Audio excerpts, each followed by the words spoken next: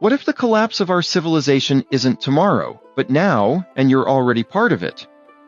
The question is, what do you owe our species as it fights to survive itself? We're born into this species without consent, but the moment we speak, vote, build, buy, love, we become participants. You didn't choose to be human, but you can choose what it means to be a worthy one. Because being human isn't just a biological fact. It's a moral agreement across generations, cultures, and time. We inherit not just the world, but the stories, struggles, and unfinished work of those before us. We owe it to them and to those yet to come to get it right. So, what does that debt look like, and how do we begin to repay it? We owe our species truth. To know the past, not bury it. To tell the stories of enslaved peoples, revolutionaries, dissidents, artists, builders, and visionaries, not just kings and conquerors. We owe justice, not the kind written only in law books, but in how we treat the least powerful among us. A civilization is only as strong as its margins. If we let them crumble, we all fall. We owe the earth our care for our only shared homeland, for the children whose future we're shaping. With every vote, every dollar, every silence, we owe courage to speak when it's easier to look away, to stand for human rights even when the crowd is sitting, and perhaps most of all, we owe hope. Hope that history isn't a loop, but a ladder, that we can rise. One generation handing the next a world better, not worse than they received. But here's the paradox. The only way to honor everyone is to treat each as sacred. Not just our people, not just our nation, all people, or the idea of humanity collapses under its own hypocrisy. Empires fall when justice becomes selective. Societies rot when history becomes propaganda. Species perish when the future is seen as someone else's problem. And here's the counterintuitive truth. Progress isn't inevitable.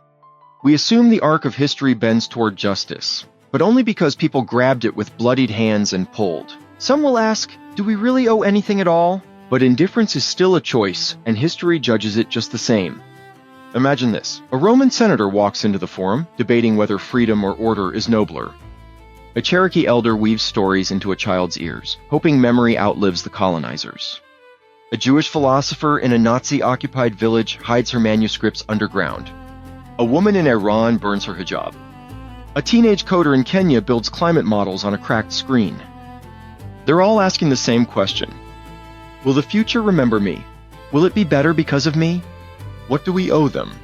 We owe a future worth inheriting, and a past worth remembering, not blindly worshipped, but wrestled with. Because history isn't dead. It breathes through us. We are its messengers and its authors, and if you feel that tension between despair and duty, you're not alone. This channel, The Renaissance Spirit, is for those who feel the weight of history and the pull of the future. It's for the morally ambitious, the historically curious, and those who believe civilization is worth defending. If that's you, subscribe now. Take our Renaissance quiz to see if you carry the spark. And comment below, what do you believe we owe our species? Not just philosophically, but practically. Your words might ignite someone else's awakening. What you say may shape the moral memory of someone who hasn't yet been born. Our ancestors aren't just in textbooks. They're in our blood, our values, our obligations. They fought, dreamed, and died hoping we'd do better. And our descendants? They don't exist yet, but they're listening. To every law we pass, every forest we burn, every truth we tell or hide, let us live in a way that makes them proud. Teach the young, not just to code or compete, but to remember. Fuel their drive with stories of resistance, brilliance, and compassion. This is not sentimentality. It is civilizational strategy. Because if we don't train the next generation to care about justice, truth, and memory, someone else will train them not to. Hope isn't naive, it's strategic. As William James once said, belief can create the fact. History becomes what we dare to imagine and fight for. Thank you for watching. You've just joined the Renaissance Spirit, a channel dedicated to a just, equitable, and humanitarian world. Here, we explore history, politics, culture, religion, personal growth, and the lessons of civilization. From ancient Rome to modern America, we believe the Renaissance isn't over. It's waiting inside anyone who chooses curiosity, courage, and conscience. Living the Renaissance spirit means engaging with history as a dialogue, not just with the past, but with the future. Our work is a message to posterity. Will they inherit justice and wisdom, or wonder why we failed to act? Subscribe, turn on notifications, and take our Renaissance quiz to see if you carry the spark. Because if history is collapsing in real time, someone has to narrate the fall.